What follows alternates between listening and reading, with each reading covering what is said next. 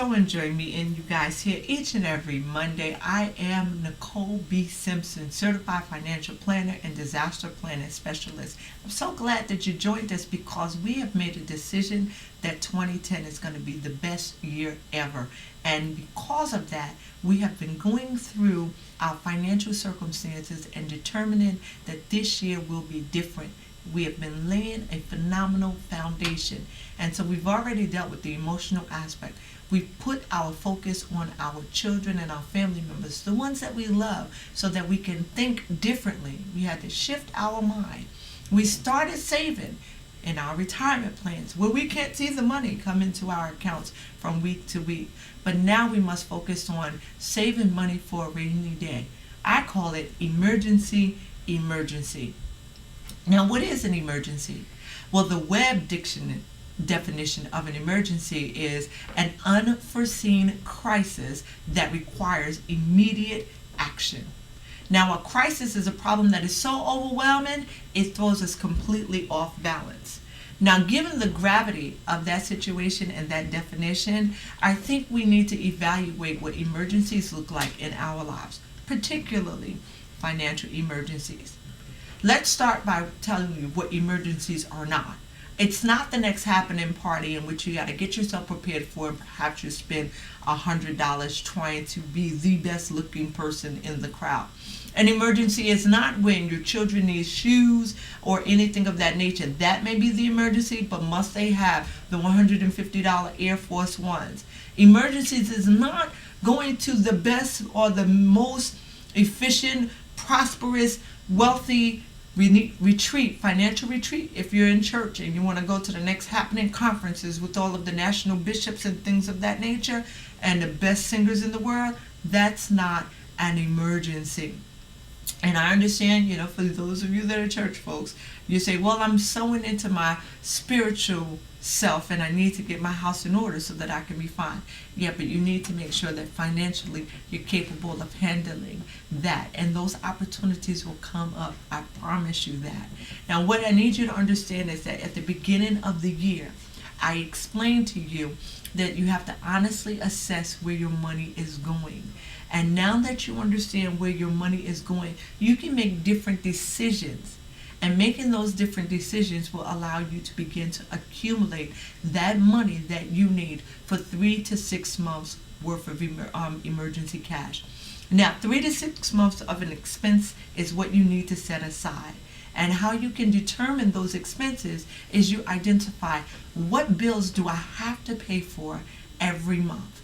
And so you may see that it's your utilities, you may see that it is your rent, you may see that it's your phone bill, gas and electric, car note, things of those natures. If you have children, childcare expenses, those may be emergencies. Now, one thing that I say is not an emergency is that you absolutely have to have a phone in your house or you have to have all access cable.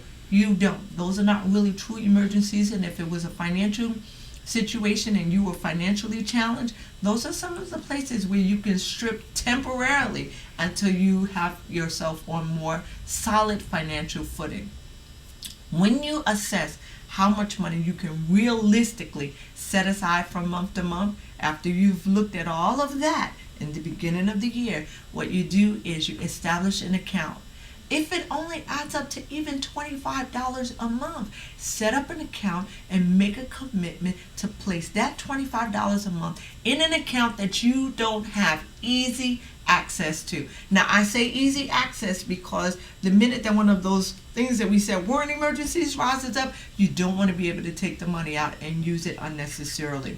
And so a nice suggestion would be put it in an account that's across town. Make sure you don't have an ATM debit card where you have easy access to it. Do an account online.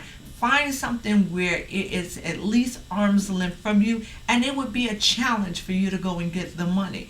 You can always mail a check out to individuals and make sure that even though you can mail it out to them, you don't have easy access to the money. Another thing that I want you to begin to do as you set up for your emergency cash is stop writing checks prematurely. When they're assessing bounce check fees for for $35. If you bounce 2 checks per month, that's $70. That's $840 that you could have used towards savings. Now, I know we don't like to be embarrassed. We don't, want to deal head on and confront some of the challenges that have put us in the rears in the past. But we're thinking differently. Remember? We're changing the way we do business. And if you don't have it, be honest and say, I don't have it. And I'm going to set up a date with you in which I can provide you with the bill that is due. That is completely acceptable. And it saves you money. And so even if you start off $25, $50, $100 a month, be diligent in your savings. And what you will find is that all of a sudden you have one full paycheck equivalent in the bank. One full paycheck leads to 2 full paychecks, leads to 1 month's worth of expenses. Maybe it'll take you 4 or 5 months to accumulate that money, but you are on a journey. You're not going to get there overnight. It is a step-by-step process. And if we continue to do it together, we will be in a better position. Remember, we're trying to make sure that our financial picture is different on December 31st, 2010. Not in the end of January. So we still have a complete entire 11 months to go. But I want to take the time out right now to congratulate you. You have survived the first month of building a firm, solid, secure financial foundation. It wasn't easy, but you made it. Now, next month, we're going to continue to move forward as we make sure that you maximize financially for the remainder of the year. Now, if you need a crash course or you need to review, go back to January 1 and we'll start all over again. Get it in your system. I'm your girl, Nicole B. Simpson. For further information, you can log on to www.NicoleBSimpson.com. See you in February.